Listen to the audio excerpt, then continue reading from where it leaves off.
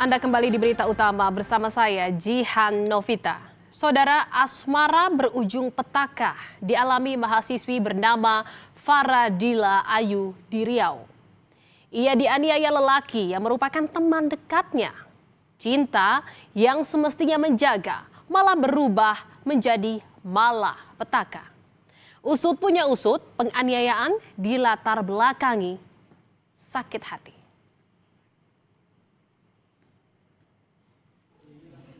Kampus Universitas Islam Negeri Sultan Syarif Kasim, UIN Suskaryau, pada Kamis 26 Februari berubah mencekam.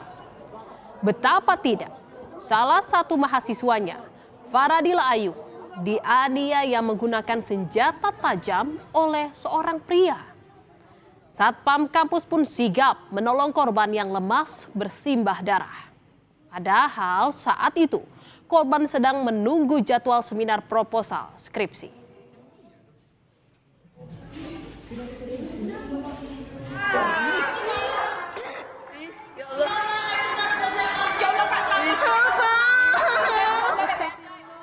Suasana sekitar kampus yang tenang pun heboh, saudara, saat mahasiswa lain mengetahui ada penganiayaan yang terjadi di kampus mereka. Akibat diserang senjata tajam, korban mengalami luka berat dan dibawa ke Rumah Sakit Bayangkara, Polda Riau.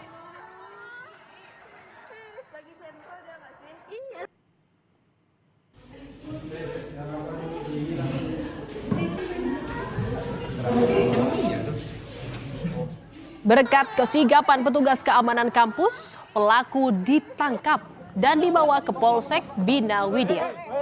Ternyata, saudara, pelaku Rehan Mujafar berkuliah di kampus yang sama dan sama-sama semester 8. Alih-alih membayangkan di wisuda, pelaku kini harus mempertanggungjawabkan perbuatannya.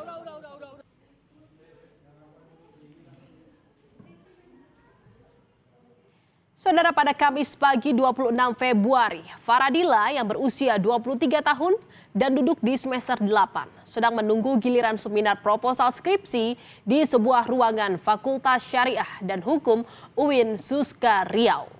Saat itu, ia tengah duduk seorang diri di ruang ujian lantai 2. Belum banyak mahasiswi ataupun dosen yang tiba.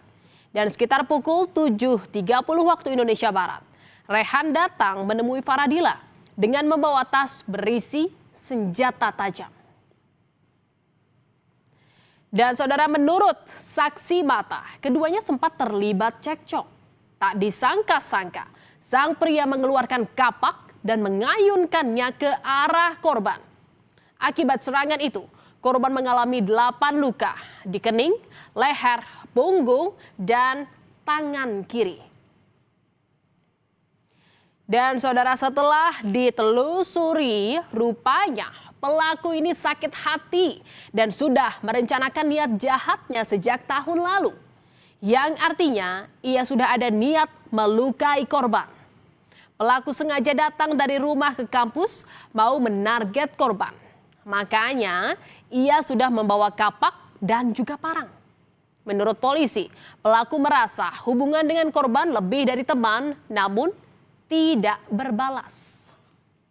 Ini Bang, dari pemeriksaan yang kami lakukan masih dengan keterangan sakit hati atas hubungan yang disudahi oleh korban, sementara pelaku sendiri tidak mau. Kalau untuk perencanaan kami tanyakan di pemeriksaan pada tersangka, yang bersangkutan menyatakan dari awal November juga sudah ada niat untuk melakukan hal ini. Namun baru terlaksana pada kemarin hari Kamis di Mensuska. Lalu seperti apa sebenarnya keseharian pelaku yang tercatat sebagai mahasiswa semester 8 di kampus yang sama dengan korban, saudara? Di mata teman-temannya, lelaki 21 tahun itu dikenal sebagai sosok yang introvert. Dari hasil pemeriksaan sementara polisi, secara umum pelaku dalam kondisi normal. Dari pengakuan pelaku, ia kenal dekat dengan korban sejak satu kelompok kuliah kerja nyata atau KKN. Lalu seperti apa sebenarnya hubungan antara korban dan pelaku hingga motif sakit hati cinta bertepuk sebelah tangan mencuat saudara. Menurut teman korban, antara korban dan pelaku sangat dekat. Bahkan temannya menyebut keduanya pernah menjalin hubungan asmara. Belum jelas, Bu. Tapi dengar beredarnya ada kecemburuan, Bu, antara sang laki-laki sama perempuan. Mereka dengar udah pernah berpacaran. Korban mendapat pendampingan trauma healing pasca penyerangan yang dialaminya. Meski kondisi korban kian membaik, polisi belum memintai keterangan korban karena masih mengalami trauma. Orang tua korban berharap putrinya dapat segera pulih, terutama dari rasa trauma akibat penganiayaan yang menimpanya. Saat ini kondisi pasiennya masih stabil untuk proses pemulihan dari saya. Kira-kira kapan, Bu, ya? Berapa hari lagi pemulihannya? Tergantung dari kondisi Faradila tersebut. Untuk saat ini dia masih stabil. Mungkin dalam beberapa waktu dilihat dari dokter spesialis yang menanganinya. Saya sangat berterima kasih sekali dengan aparat kepolisian dan juga rumah sakit yang dari awalnya sudah menjalani proses secara cepat sehingga anak saya bisa terbantu sampai hari ini. Alhamdulillah, ya semoga untuk kelanjutannya bisa lebih baik lagi dan rasa trauma yang ada pada anak saya bisa hilang. Itu aja saya harapkan. Rehan, pelaku penganiayaan mahasiswi di kampus UIN Suskaryau, telah ditetapkan sebagai tersangka. Berdasarkan keterangan pelaku, dirinya merasa sakit hati kepada korban. Pelaku merasa hubungan dengan korban sudah lebih dari teman. Namun sebaliknya, korban tidak merasakan hal yang sama. Dari hasil tes urin, pelaku negatif mengonsumsi narkoba. Memang sampai terakhir kali di Januari, apalagi saya tidak melanjutkan kuliah, ini memang orang tua daripada pelaku ini adalah bekerja sebagai seorang tukang. Jadi dia ini bertiga saudara, satu orang kakak, dia sebagai anak yang tua, dua orang adiknya perempuan. Nah, inilah dia memang selalu artinya dekat dengan korban. Nah, ini saya katakan tadi, sampai terakhir korban ini adalah ingin melakukan kegiatan sidang akhir atau skripsi. Sampai tanggal tersebut, dia juga menghubungi. Jadi terkadang, pendekatan percekcokan itu yang dia rasakan, yang dilakukan dengan korban ini selalu kurang mendapat tanggapan.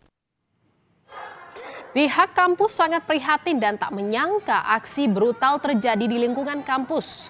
Untuk itu pihak kampus berkomitmen menegakkan kode etik kampus terhadap mahasiswa yang melanggar hukum serta menyerahkan sepenuhnya kepada pihak kepolisian. Mengantisipasi kejadian serupa, UIN Suskaryau akan bekerja sama dengan sejumlah pihak untuk meningkatkan kewaspadaan di lingkungan kampus. Pertama, kami mengucapkan prihatin terhadap kejadian yang berada di kampus kami di Fakultas Syariah dan Ilmu Hukum. Tentu ini kita tidak duga kejadiannya di bulan Ramadan. Kami komitmen untuk menegakkan kode etik di kampus dan kami menyerahkan proses hukum sebesar-besarnya dan setransparan-transparannya kepada pihak berwenang. Mungkin demikian. Jadi untuk mencegah ke depan kita akan melakukan lagi. Sebenarnya kita sudah kerjasama dengan Polda, BNN dan beberapa pihak untuk kemudian meningkatkan kewaspadaan kita di kampus. Tersangka sudah menjalani pemeriksaan psikologis di Mapolresta Pekanbaru. Serangkaian pemeriksaan dilakukan untuk menggali kondisi kejiwaan tersangka, termasuk latar belakang keluarga dan pola pergaulan. Dari hasil sementara, tersangka memiliki karakter tertutup serta tidak pernah merasakan kehangatan keluarga. Tersangka juga menunjukkan rasa penyesalan yang mendalam atas perbuatan sadisnya.